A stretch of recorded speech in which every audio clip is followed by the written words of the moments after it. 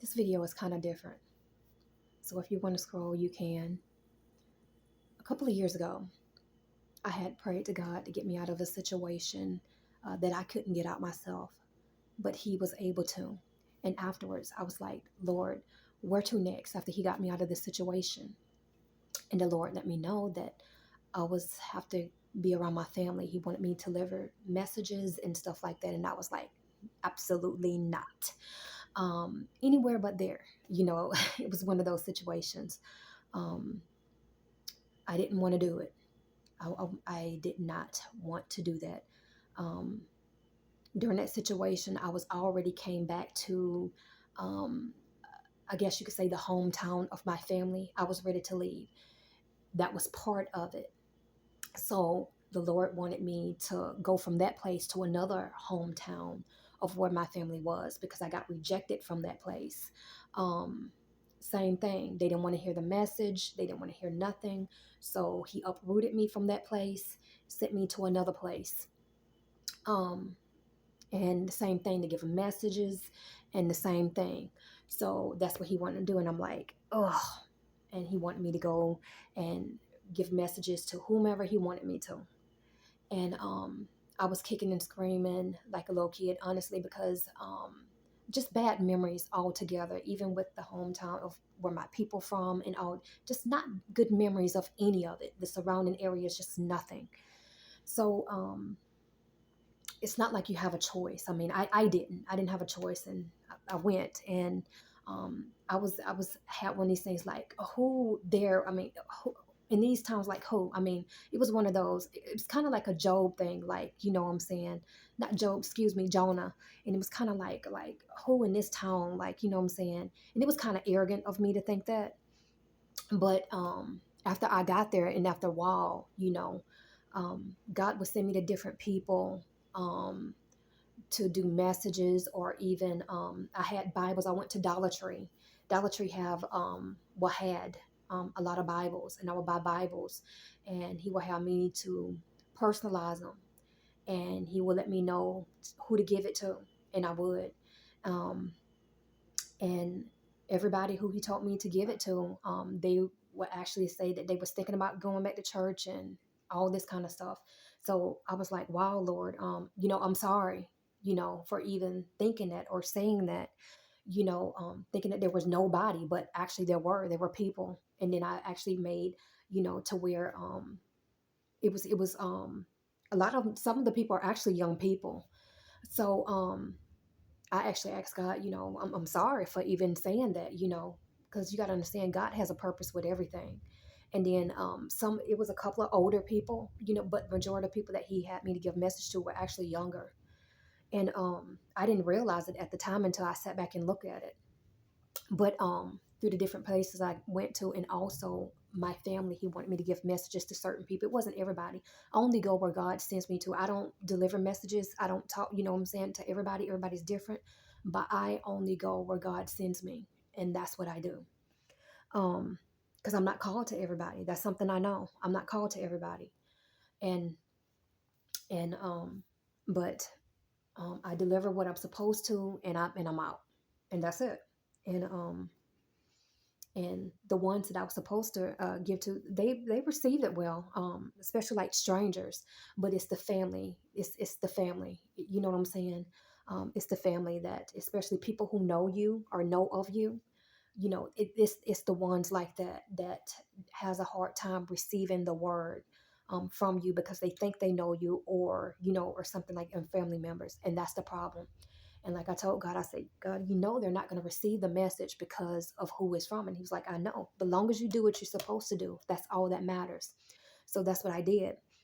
In a lot of the cases, after I was done, God would, uproot me and get me out of the situation. And after it's done, that's the end of it, and whatever takes place and whatever takes place. Now, with that being said, in certain towns that I went to, I didn't realize at the time that God was also working on me, healing me, giving me joy, peace, and all that kind of stuff. And I didn't want to go back to the towns because, for one, those were the places where a lot of the trauma had happened, even in my hometowns and all that kind of stuff where my family had grew up in and all that kind of stuff. And as I was there, God had been healing me and all that kind of stuff. And that's what he was doing.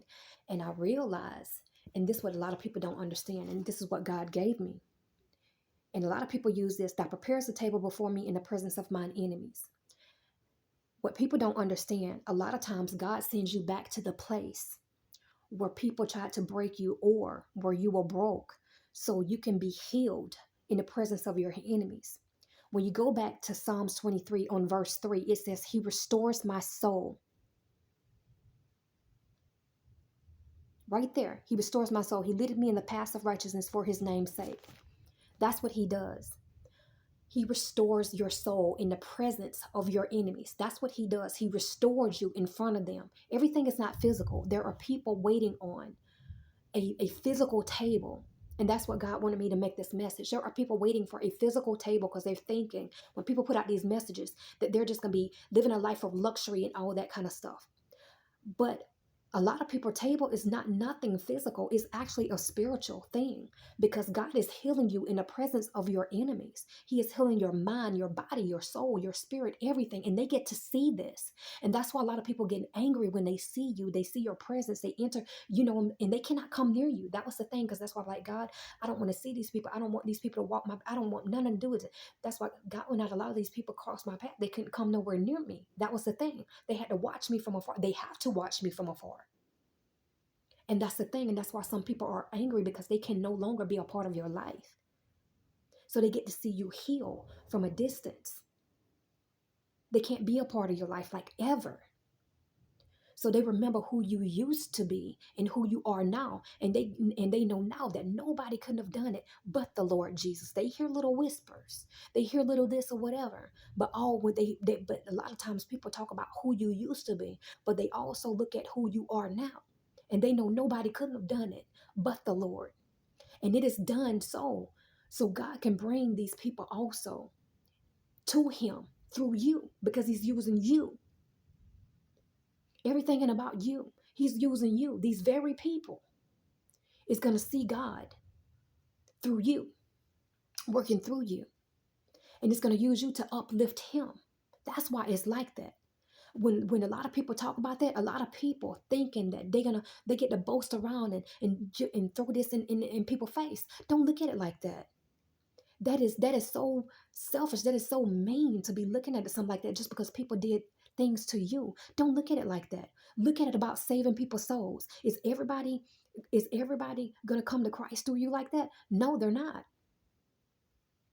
No. But God is using you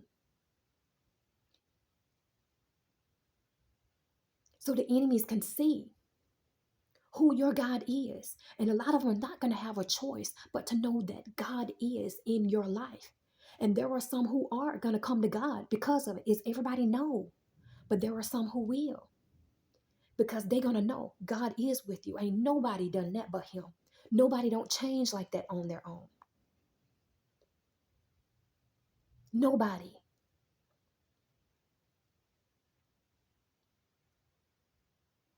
So God is using you, and they can see it.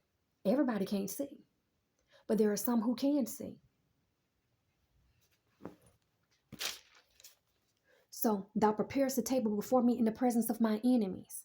God has prepared a table, and allow God to use you to uplift his name in the presence of the very people who tried to destroy you.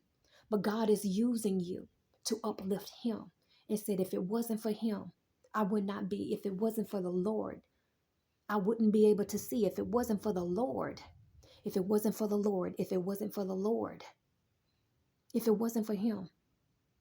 That's what I'm talking about. You have to uplift him in everything. In everything.